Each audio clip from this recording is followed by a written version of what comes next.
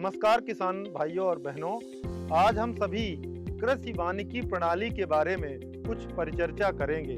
जैसा कि आप देख रहे हैं कि यह कृषि वानिकी मॉडल है जो कि बुंदेलखंड के लिए बहुत ज़्यादा उपयोगी मॉडल साबित हो सकता है। और जो वृक्ष देख रहे हैं यह मीलिया डूबिया वृक्ष है, जिसे सामान्यतः हम मालाबार नीम के नाम से जानते हैं। हमारा यह वृक्ष लगभग 4 वर्ष की आयु कंप्लीट कर चुका है और इसकी जो ऊंचाई है लगभग 20 फीट से भी ज़्यादा हो चुकी है।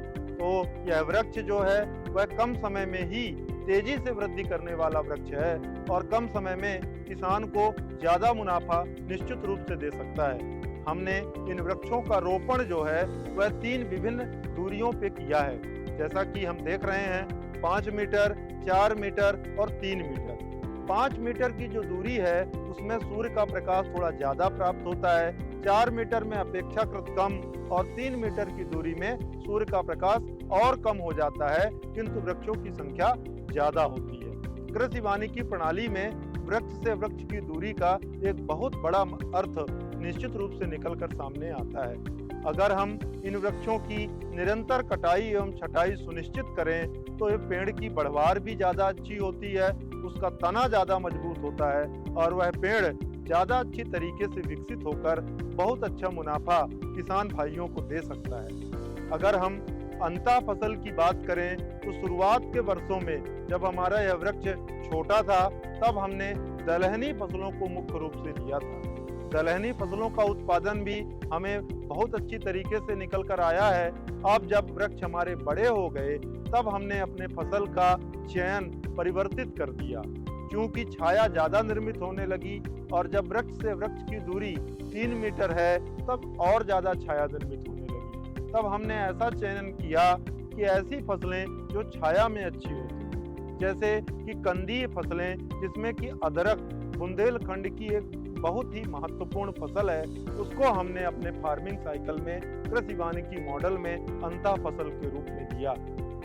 जहाँ तक हम अदरक की बात करते हैं तो यह अदरक जो है हमने बरुआ सागर लोकल वैरायटी को मुख्य रूप से लिया था और जुलाई के महीने में 30 × 50 सेंटीमीटर की दूरी में रिज प्लांटिंग करके हमने अदरक की फसल को लगाया था। रिज प्लांटिंग करने का सबसे महत्वपूर्ण फायदा ये होता है कि फसल की बढ़वार भी अच्छी होती है, दूसरी ओर उसके फिंगर्स इधर उधर नहीं जाते, जिससे कि जो पौधों की संख्या है उसमें भी बढ़ोतरी होकर अल्टीमेटली उत्पादन में भी बढ़ोतरी होती है। जब भी हम अदरक की फसल लगाते हैं तो 2-3 चीजें मुख्य रूप से करने की होती हैं जो हमें ध्यान रखना चाहिए। जैसा कि मैंने पहले भी बताया कि अदरक की फसल को हमेशा रिज प्लांटिंग में मेड़ों के ऊपर लगाते हैं। दूसरी ओर हम निरंतर इसमें क्या करते हैं, मिट्टी चढ़ाकर रखते हैं। मिट्टी कर चढ़ाकर रखने से पौधों की संख्या ज़्यादा होती है, फसल की बढ़वार अच्छी तरीके से होती है और उसकी पैदावार में भी बढ़ोतरी होती है।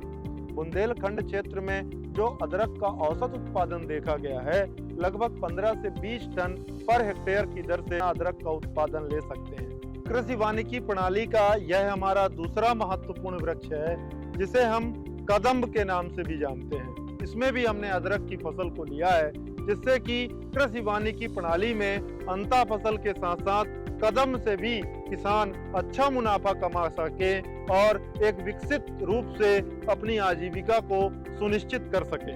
धन्यवाद।